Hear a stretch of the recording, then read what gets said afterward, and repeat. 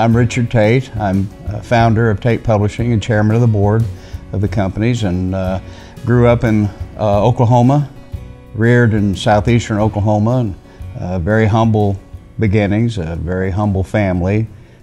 My name is Ryan Tate. I'm the president and CEO of Tate Publishing and Enterprises, and I've been in that role for a little more than a decade, about 12 years now. For most of my upbringing, my dad was a pastor at a Southern Baptist church, East Claremont Southern Baptist Church in San Diego. From the very beginning, as long as I can remember, we traveled as young children. My parents did marriage and family conferences all over the country. We went to every state in the union by the time my brother and I were 15. Mom and Dad were in a different church every weekend. Dad would preach, Mom and Dad would sing. When we started doing the seminars initially, there was an obvious demand for it. People would ask us, we could have filled 100 bookings a year because people would ask us to come, because there was such a demand for this. At that time, several decades ago, everybody's talking about family issues, everybody's talking about strengthening families. As Mom and Dad did the traveling, as they got older, their focus went really on the marriage and family side.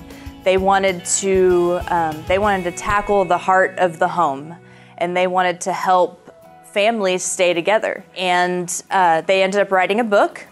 The book was called 11 Reasons Families Succeed. I still remember the day that Mom and Dad came in and told us, our book's gonna be published, our book's gonna be published. And we were so excited for them because it was such a huge step.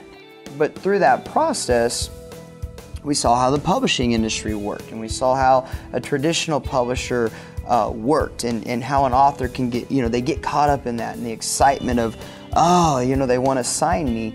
But then I saw that the publishing company was making all the money, and Mom and Dad were doing all the work.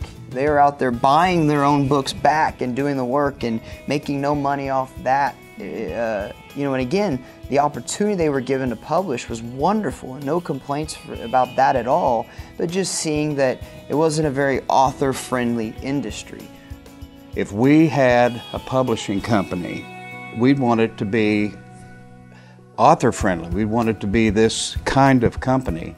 And so literally everything in the company is a result of those desires. When we started this, my goal was to get my Rolodex and let people know what we did. Ryan understood the internet, branding, advertising. I remember when I came into my office one day, and I asked one of the staff members, I said, "Where's my typewriter?" And she said, "Well, you don't have a typewriter anymore. I said, "What is this?" "It's a laptop, And Ryan had to bring us into the new century. And when we had our tiny, tiny office down on Highway 152, we couldn't all be on the internet at the same time. Yeah. So you'd have to holler down the hall, "Let me have it for a while." Are you going to be on the internet? The first book that I ever signed was a very emotional book. It was a mother in Midwest City, Oklahoma, and her daughter was killed in a tragic car accident. I remember she came to the office to meet with me, and I just asked her to tell her story, to explain what she wanted to publish. Just tears, when she would just start talking about it, she would cry. And then by the end of the meeting, I was crying. And then if anybody else would come in, they would cry. That woman being able to write that book changed her life. It was therapeutic for her. It allowed her daughter, Jamie, to have a legacy to live on forever in book form. And it was really neat. I'll never forget when she first held that book in her hand, and it'll stay with me forever. The biggest changes for us over the years is the production of a book is very important.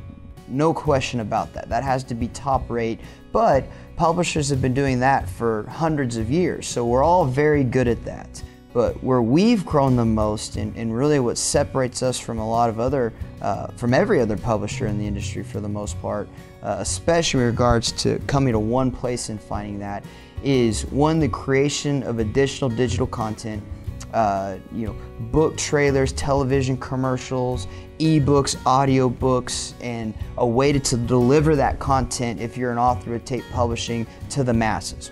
For us, simple distribution is, again, a baseline.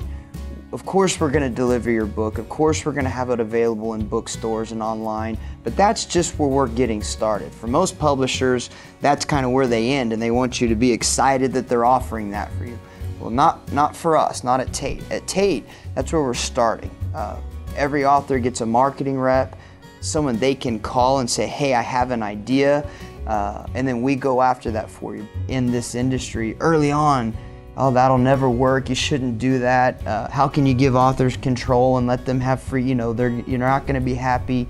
And now they're all trying to do it and start their own publishing companies or even imprints that are basically trying to do what we do every day at Tate Publishing, except for them in many cases it's too little too late. Well, I will say that I think Ryan's personality has played a role in being able to get creative and take the risk, and I think part of it is the wrestler in him, that you have to kind of get creative to get into those certain situations, and you also have to be willing to take the risk that you could get hurt, or this could be your last time to wrestle.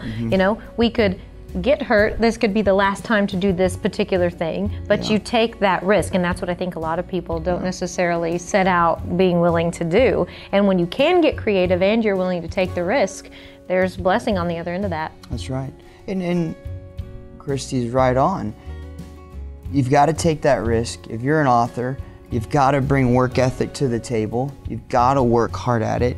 And we simply want to create the best environment and opportunity for you to have success. If you're willing to work hard, we're willing to work hard.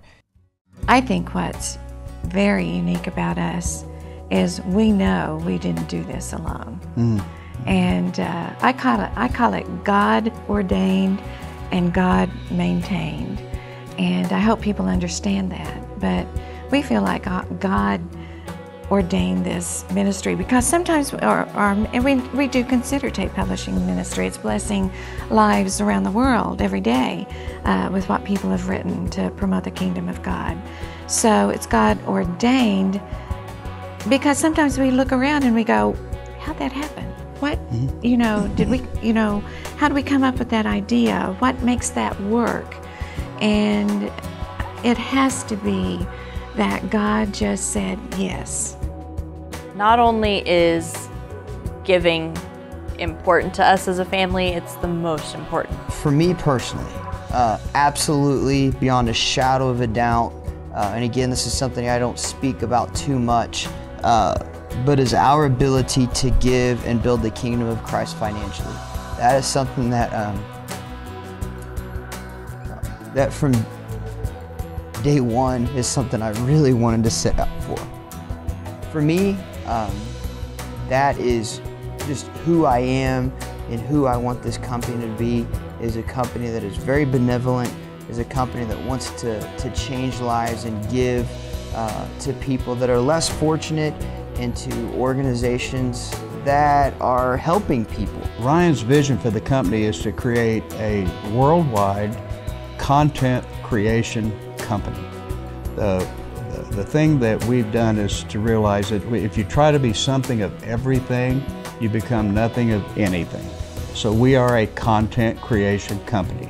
The new company that he has started, Creative Publishing Solutions, Tate Publishing, Tate Music Group, Variance Magazine, these are content creation companies. And the world is moving towards an immense appetite for content, for information, for data.